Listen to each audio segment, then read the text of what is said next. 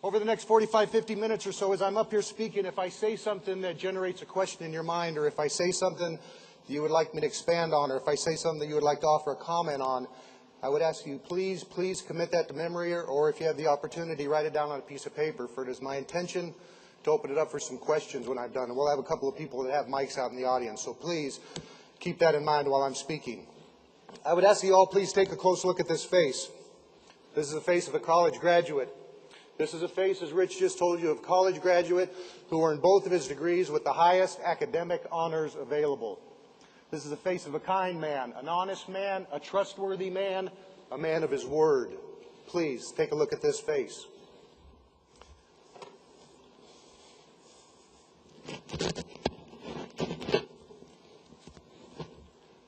Now look at this face. This is a face of a man who on March 20th, 1992, walked into the First Tier National Bank, brandished a semi-automatic pistol, and demanded all the 20s, 50s, and 100s. This would be the first of 5 armed bank robberies I would commit over a 6-month crime spree when I was 28 years old. Please take a look at this face. Both these faces are mine. The transformation between the two, the transformation from a suicidal, drug-induced bank robber to what you see standing before you today, took place gradually over 7.5 years within the confines of a federal penitentiary.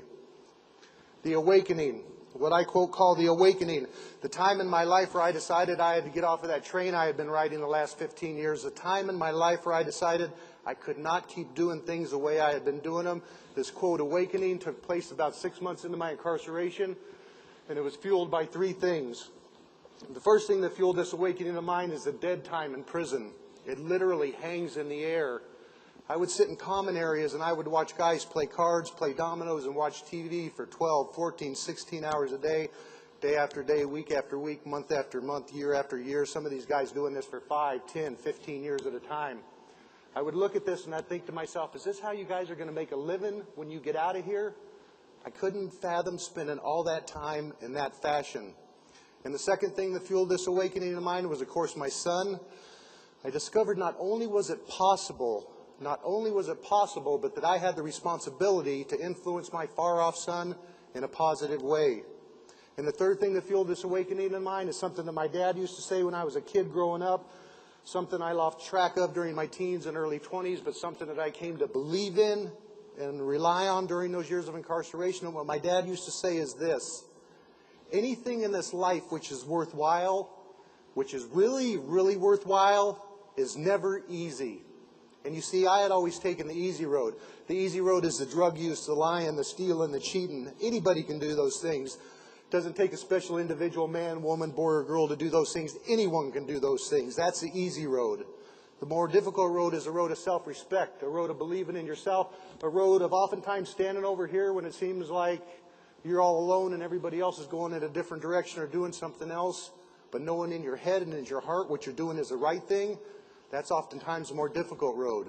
But that's the road to a bright future. That's the road to prosperity. That's the road to success. So I have this awakening, right? For me, it's going to be education.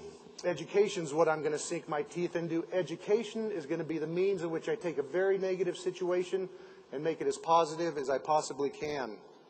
But just because I have this grand idea on this grand scale, I still have only the obstacles prison can put before you. So these gang members, right? I've had several altercations with them. Up to this point, I'm telling them I'm not going to do it. They don't care that it can mean more time for me. They don't care that it can mean incarceration for my family or my friends. But the day finally comes where I have to make a decision. 3 of them come in on me in my cell, and they're carrying with them what they kill each other with in prison. The first one's carrying one of these, a toothbrush, a simple, everyday toothbrush. They take one end of it and they file it down on the concrete to a sharp point, and the other end they wrap in duct tape to use as a handle. That's what the first one's carrying. The second one is carrying one of these, a pork chop bone. Looks pretty harmless on your plate at the end of a meal, but again, they take the long part of the bone and they file it down on the concrete to a sharp point, and the large part of the bone fits nicely into the palm of your hand. They come up behind one another and they stab each other in the artery of the neck with these. That's what the second one's carrying. And the third one is carrying one of these, a 16 penny nail driven through a piece of a broom handle. So these three guys come into my cell, they're carrying these things, and they tell me, it's time to make a decision, Evans. Are you going to do this or aren't you? Was I scared? Yeah, I was scared. I was terrified. The first thing that came to my mind is, I'll do it. I'll do whatever you say. Just please, please put those things away. But then something stronger than my fear overcame me. I thought about my son and how he was committed to me no matter where I was. And I thought about my family and how I had always sacrificed them, how I had always put myself first and them second. And I don't know where the strength came from, because I can tell you I didn't feel very strong at that moment, but from somewhere inside of me came the words, I'm not going to do it. You're going to have to do what you came to do. What happened next? Well, I believe, as a matter of fact, I know things happen for a reason.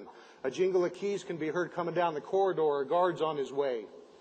When they hear this, they take their shanks and they throw them underneath my mattress.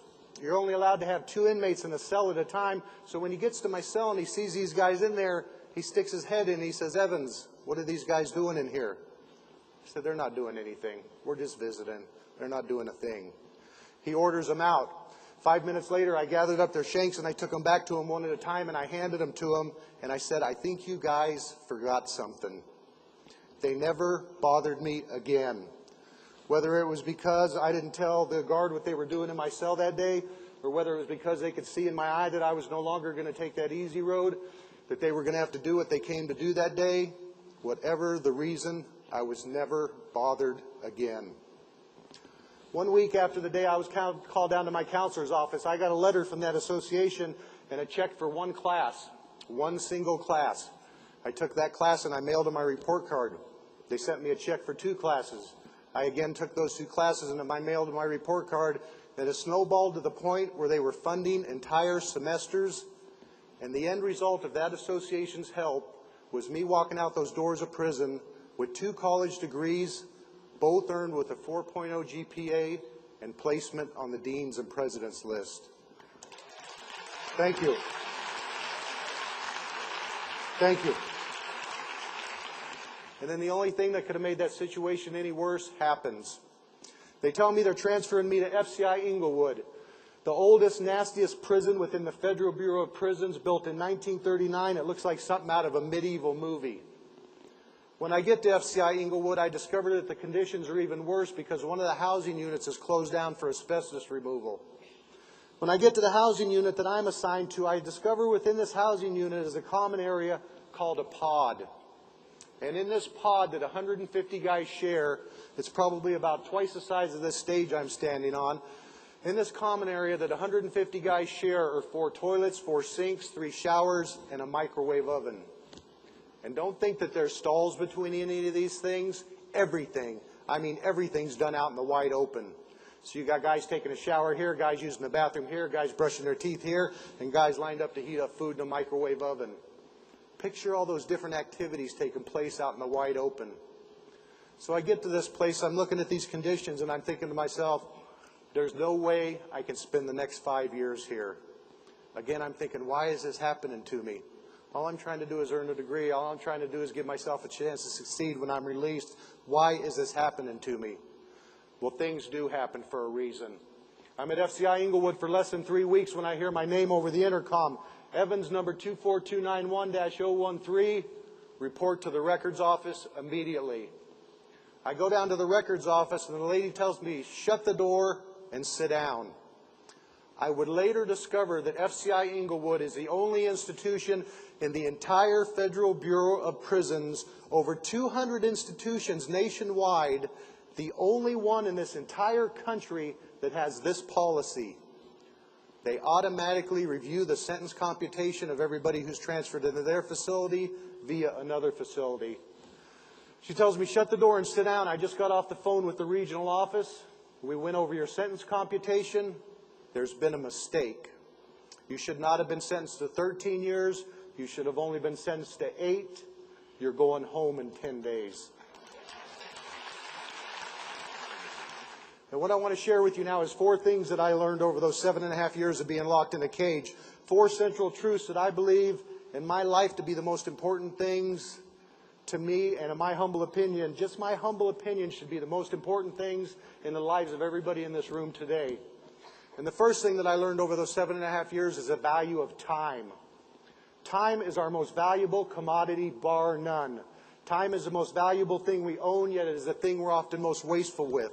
We can't recycle it, we can't regenerate it, we can't rejuvenate it. Once it's gone, it's gone. And I became amazed what could be accomplished over short spans of time and over longer spans of time when I had set goals and agendas in front of me that I was constantly striving to achieve.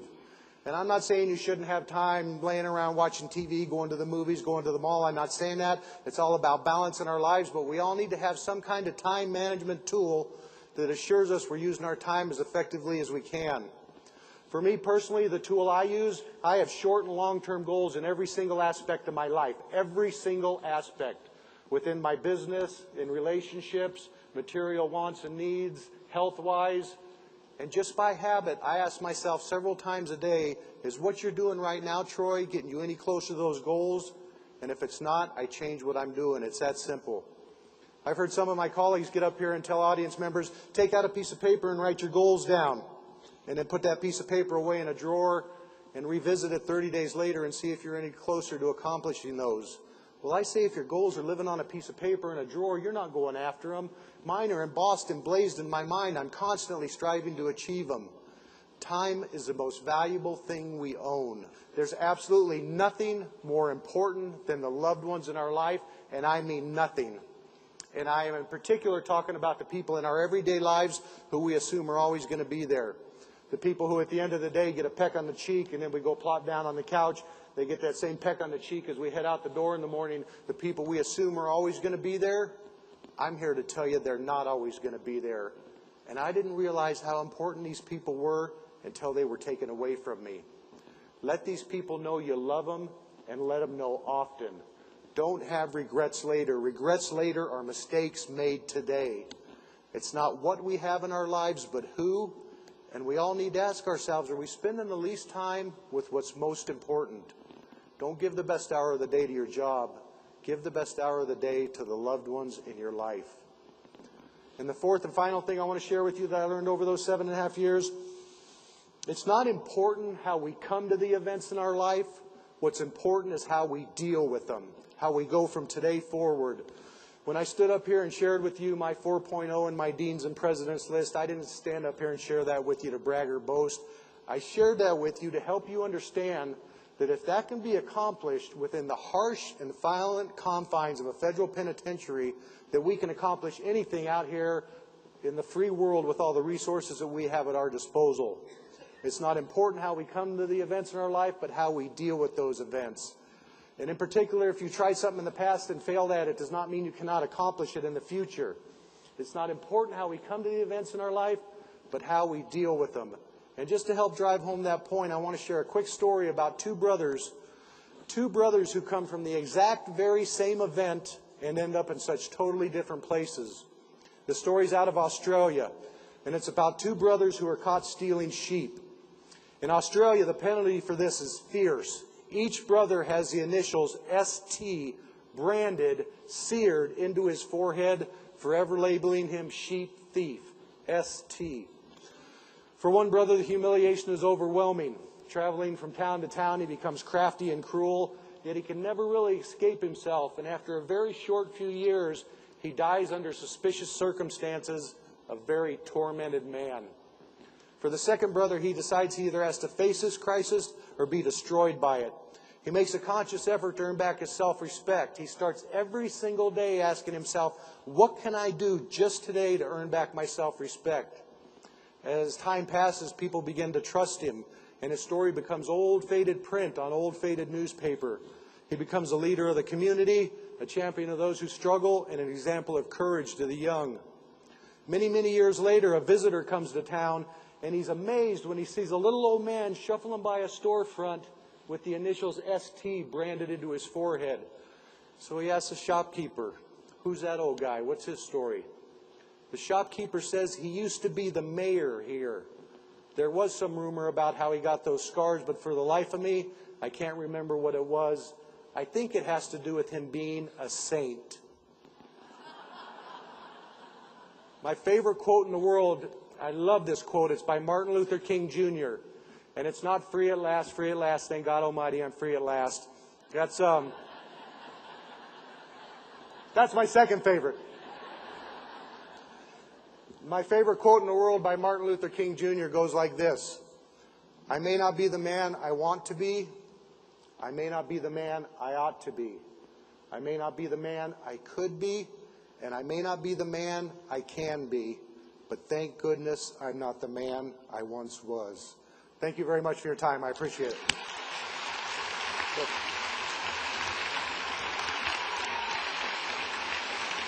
Thank you. Thank you. Thank you very much. You're very kind. Thank you. Thank you very much. He asked how old was my son when I got out and what's my relationship with him now. Well, he's 23 years old now, so he's got a car and a girlfriend. The old man's not near as important as he used to be. But, you know, we're very close. And when I talked earlier about you can't do anything about where you're at, all I could do is be the best prison dad I could be. That's all I could do. I didn't have any other option, and I tried to set the best example I could for him. I wrote him every single day for 7.5 years. A day never passed that I didn't write him a card or a letter. And we talked several times a week on the phone. My family flew him out several times a year to visit me, and I just tried to be the best prison dad I could be, and I'd like to think that part of that has contributed to the young man he is. We're very close now. But I'm glad you asked about him, because I want to tell you folks about the first time my son Eric and I saw each other when I was released from prison. When I found out I was getting out 5 years early, right? My release date happened to be 13 days before Christmas. And we kept it a secret from Eric that I was getting out. And my parents quickly made arrangements for him to fly from Iowa out to Phoenix. And this didn't raise any red flags for him, because he thought he was just coming to do Christmas with Grandma and Grandpa again, right? The same way he had been doing it every other year for the past 7.5 years. So this, again, didn't raise any red flags for him. So my mom, my dad, my brother, sister, and I, we all went down to Sky Harbor Airport where he was flying into. And my brother and I stayed about 4 gates back, me on one side of the hallway with the hat and sunglasses on, and my brother on the other side videotaping the whole thing. And my mom and my dad and my sister all went up to the gate Eric flew into, and they greeted him with hugs and kisses. And when they started walking my direction, I stepped out from the wall, and I started walking towards them. And when they got right next to me, I stepped in front of them, and I said, "Excuse me, can somebody tell me what time it is, please?" And I could see out of the corner of my eye, my boy's eyes were that big around, and his mouth was wide open. And my mom said, "It's 7:15. And I said, "Thank you very much." And I walked around him, and I kept going. And I could hear behind me, "That was my daddy." And my dad said, "No, Eric, that's not your dad. You know where your dad's at. Your dad's in prison." And he says, "Grandpa, you go get him right now. I'm telling you, that was my dad." How did I get into the speaking business? The association that funded my schooling while I was incarcerated was the National Speakers Association. Yeah, and great organization. Great organization, and while it was never actually said, it was always kind of implied that I would use my history and my struggles and accomplishments to try to make a difference in the lives of others. And when I was released and went to Phoenix, where most of my family resides, I happened to have lunch one day with a speaker who had been a professional for 30 years, Speaker Hall of Fame, had all the awards and accolades that go on with being a long-time professional speaker. And we had lunch together one day, and we happened to hit it off. And he needed somebody in his office, and I needed a job. So I went to work for him, and I learned the marketing end of the business. And every single week, he would make me go to Rotary clubs and Lions clubs and Kiwanis clubs and speak at their luncheons for free, and he would videotape the whole thing, and we'd take the tape back to the office, and we'd watch it together, and he'd tear me to shreds and tell me how terrible I was. And then he'd build me back up and send me out next week to do it all over again. And after 8 months of this, he came to me one day out of the blue, and he said, "You're ready. You're ready to be out on your own." So he kicked me out the door, so I married one of his daughters and took her with me. So, thank you. Thank you. Troy Evans. All right, let's hear it for Troy Evans. Amazing story, amazing guy. Let's hear it.